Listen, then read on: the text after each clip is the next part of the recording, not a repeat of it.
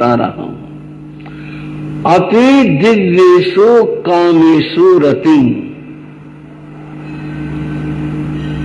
जो दिव्य देवतुल्य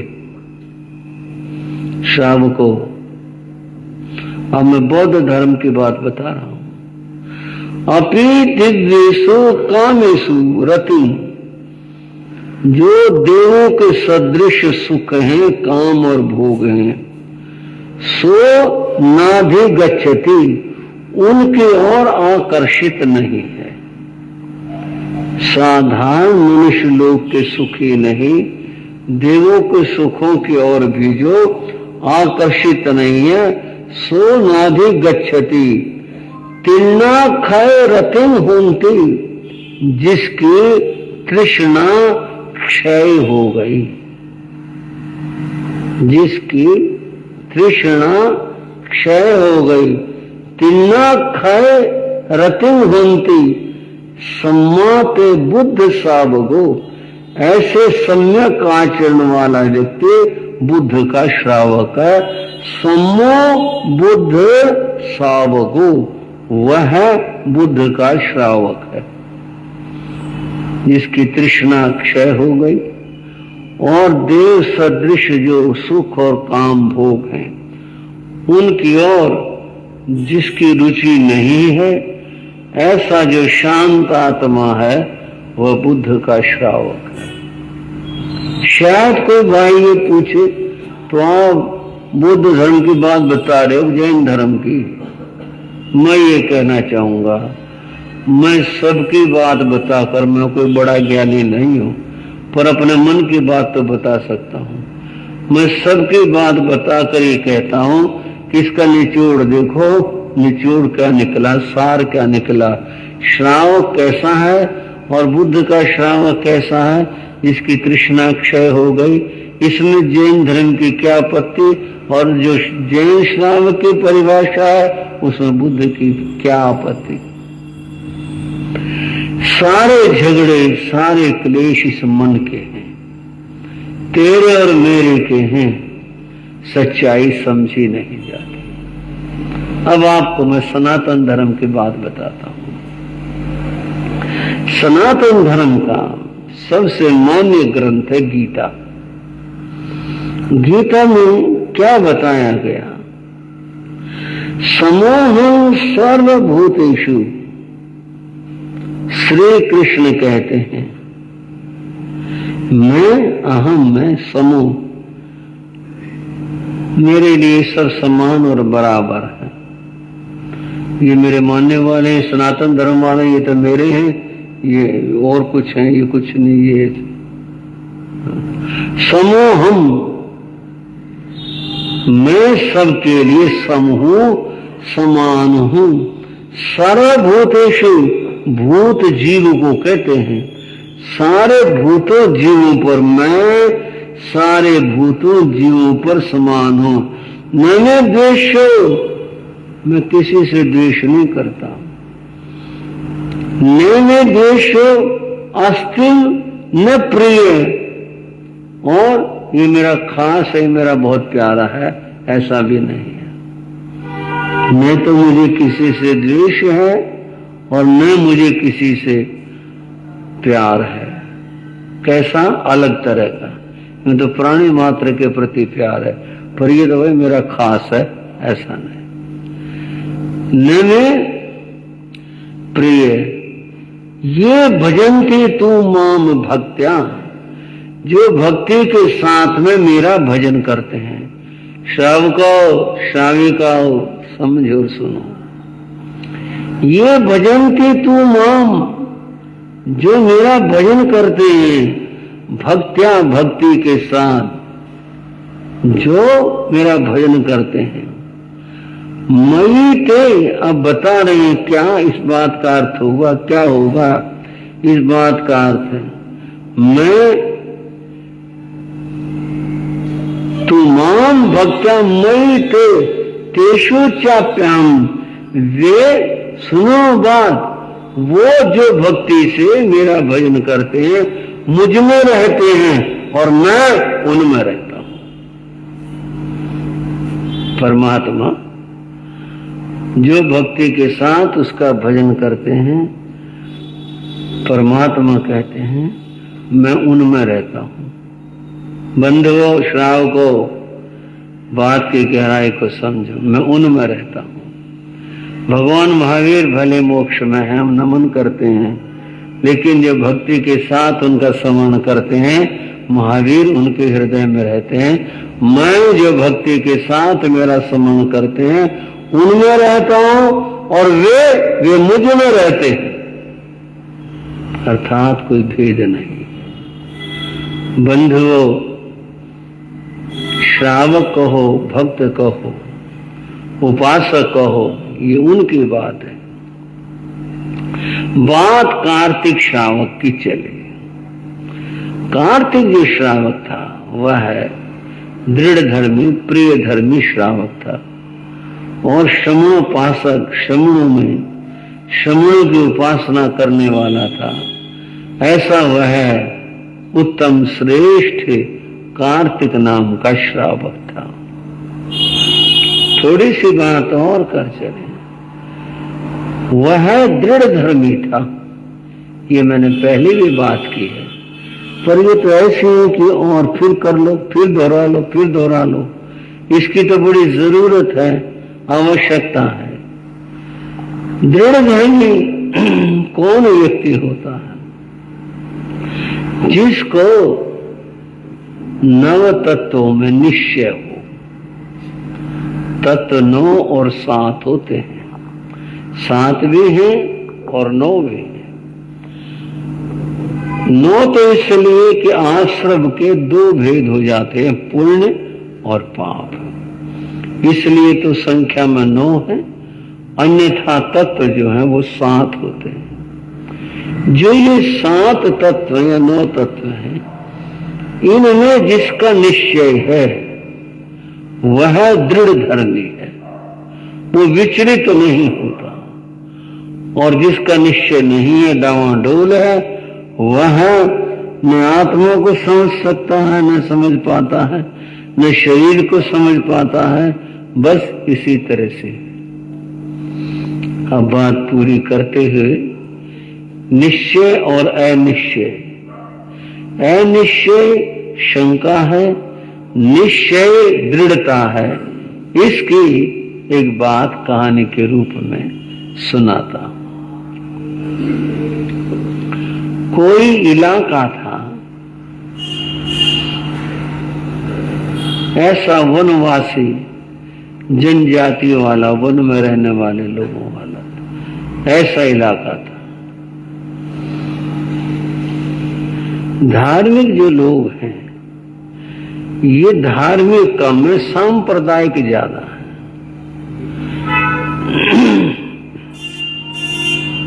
सांप्रदायिक में क्या होता है, हमारी संख्या बढ़ जाए, मैं धार्मिक हो जाऊं, धर्माचरण आ जाए, ये भावना तो कम होती है। बस ये है हमारी संख्या ज्यादा हो जाए, संख्या ज्यादा हो जाएगी तो राज हमारा हो जाएगा और मालिक हम हो जाएंगे। ये सारी दुनिया का गणित है। जितनी लड़ाइयां चल रही हैं उन सब के पीछे यही है तथ्य कि वे हमारा राज हो, हम सबसे ज्यादा हो। उस बस्ती में जिसकी मैं बात कर रहा हूं, वहां भी धर्म प्रचारक पहुंचते रहते। अब समझाने के लिए बोल रहा हूं। कभी तो पंडित लोग जाते, वो उनको हिंदू धर्म की बात बताते। उन्होंने एक मंदिर भी बनवा दिया वहां पर। किसी की झोंपड़ी बने न बने पर एक स्थान तो बनाना है, वो बना दिया। वहां पर भगवान विराजमान कर दिए। ये आलोचना न समझना, कहानी है। उनको पूजा विधि बता दी, ऐसे पूजा करनी है। भगवान की पूजा करोगे तो तुम्हारा बेड़ा पार हो जाएगा, ये सिखा दिया। वो लोग करने लगे। कालांतर में कभी वहां दूसरे धर्म वाले आए। वो आए तो उन्होंने देखा लोग तो भावनाशील हैं, धार्मिक हैं, इनको अपने धर्म में बदलना चाहिए। अब उनको समझाएं तो वो बोले नहीं, हम तो ऐसे करते हैं, हम तो ये मानते हैं, हम तो ऐसा करते हैं। आखिर उन्होंने कहा देखो हम तुम्हारे को एक चमत्कार दिखाते हैं, तुम देखो। और चमत्कार क्या दिखाते हैं? उन्होंने कहा एक हमारे भगवान हैं, ईसा को मानने वाले थे, उसकी उनके पास मूर्ति थी, लकड़ी की, काष्ठ की। ये हमारे भगवान है, इनको मानो, इनको पूजो। और जो तुम्हारे वाले भगवान है, इनकी बात सुनो, इन दोनों को तालाब पर लाओ। बोले क्या होगा? बोले दिखाएंगे ना। वो दिखाया, पत्थर की जो मूर्ति थी उसको पानी पर छोड़ा, वो डूब गई। बोले देखो, जो खुद ही डूब गया तुम्हें क्या पार करेगा? और हमारे भगवान देखो, वो लकड़ी के थे, उसको पानी में छोड़ा, वो तो क्या होने थे। हाँ जी, ये खुद भी तैरते हैं और जो इनको मान लेता वो पार हो जाता। लोगों के बात बड़ी समझ में आई, ये तो बात सही है भाई, सामने है बिल्कुल, ये तो तैरने वाले भगवान और ये तो डूब गए। कुछ नहीं, हम तो गलती पर ही थे, ये वाले ठीक है। और उन्होंने उस दिन से मंदिर में भगवान बदल दिए और वो जो लकड़ी वाले थे वो लगा दिए और उसको मानने लग गए। अब मैं निश्चय की बात बता रहा हूं। पंडितों को पता चला कि वो तो फलानी जगह लोग बदल गए और वहां तो परिवर्तन आ गया। वहां पंडित लोग पहुंचे, उन लोगों से बात करी, लोगों ने साफ मना कर दिया। बोले हम ऐसे भगवान को नहीं मानेंगे जो डूब जाएं। ये क्या बात हुई? हम तो उनको मानेंगे जो तैरते हैं, दूसरों को पार करते हैं, हम तो इनको मानेंगे। पंडित भी होशियार थे, बोले कोई बात नहीं, इनको मान लो। तुमने एक परीक्षा देख ली ना कि ये डूब गए और ये पार, ये तैरते रहे, देख लिया। देखो असली परीक्षा जो होती है वो सबसे बड़ी परीक्षा अग्नि परीक्षा होती है।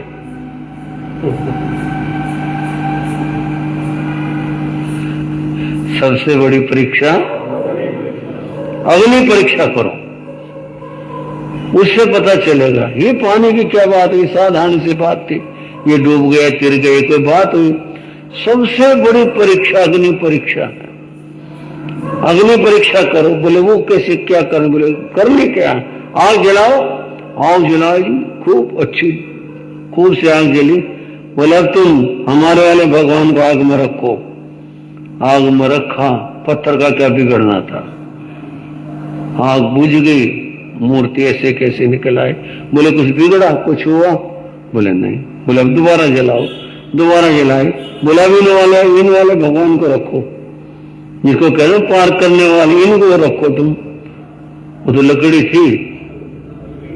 बोले अरे कहां चक्कर में फंस गए, ये वाले भगवान दो जग की आग में से निकाल के ले जाएंगे तुम्हारे को, तुम पानी के चक्कर में पड़े हो। ये तो आग में से निकाल लेंगे, नरक की आग में से निकाल लेंगे, ना खुद जलेंगे ना किसी को जलने देंगे, और तुम इस चक्कर में पड़ गए ना, खुद भी भस्म होगा, ये भी भस्म होंगे, इनको मानो। अब ये बात तो ठीक है, ये बात तो सही है, चलो इनको हटाओ और इनको दोबारा से लगाओ। अनिश्चय इसका नाम है। एक तर्क सुन ली, हाँ भाई ये बात ठीक, फिर एक और तर्क सुन ली, हाँ भाई वो वाली नहीं, ये वाली बात ठीक है, फिर और सुन ली, फिर लगा फिर ये ठीक है। दृढ़ धर्म में जिसका निश्चय दृढ़ हो, जो देव गुरु धर्म में निश्चयवान हो, जो जिसका निश्चय हो 9 तत्वों पर, वो दृढ़ धर्मी होता है। कार्तिक दृढ़ धर्मी था। क्या हुआ? कार्तिक के जीवन में क्या बीता बताएंगे अगले समयों में। आज की चर्चा इतनी, मिलकर बोले बरते मंगलाचार्य प्रभु के जय बोलो, बरते मंगलाचार्य प्रभु की जय बोलो, जय बोलो। मिलकर सब नर नार प्रभु की जय बोलो, जय बोलो। मिलकर सब नर नार प्रभु की जय बोलो। बंधु और बहनों, आज हम मुनि सुब्रत स्वामी का सुमन करेंगे और ऐसे करेंगे। ओम भगवते श्री मुनि सुब्रत स्वामिने नमः। ओम भगवते श्री मुनि सुब्रत स्वामिने नमः। ओम भगवते श्री मुनि सुब्रत स्वामिने नमः। ओम भगवते श्री मुनि सुब्रत स्वामिने नमः। ओम भगवते श्री मुनि सुब्रत स्वामिने। कम से कम 1 माला, 2 माला, 4 माला, 5 माला, जैसा आपका भाव हो, अधिक से अधिक प्रभु के पावन नाम का सुमरण करें, जिससे कर्मों की निर्जरा होगी। किन्हीं भाई बहन को कोई धारणे के अनुसार पचखान लेना हो तो धारणा अनुसार पच खाई तस्वंते पुड़का निंदा में गरिया में त्याग बोसरे। नित्य प्रति के पचखानों में आज मूली की सब्जी का प्रयोग नहीं करना। जैसी धारणा हो त्याग बोसरे। एक विशेष बात ज्ञातव्य है, अक्षय तृतीया एक जैन धर्म का बहुत ही महान तप है। प्रथम तीर्थंकर भगवान ऋषभदेव के 13 महीने और 10 दिन के दीर्घ तप का इस दिन पारना हुआ था। उस स्मृति में श्रद्धाशील भाई बहन वर्षी तप की आराधना करते हैं। वर्षी तप किया जाता है 1 दिन उपवास 1 दिन पारना, 1 दिन उपवास 1 दिन पारना। 2 वर्ष तक करने से 1 साल पूरा तप का हो जाता है। जो व्रत नहीं कर पाते तो वो अब एकाशने से भी करते हैं। 1 दिन पारना 1 दिन एकाशना, 1 दिन पारना 1 दिन एकाशना, ऐसे भी करते हैं। उसको एकाशने का वर्षी तप कहते हैं। कोई भाई बहन करना चाहे तो धर्म लाभ ले सकते हैं। ये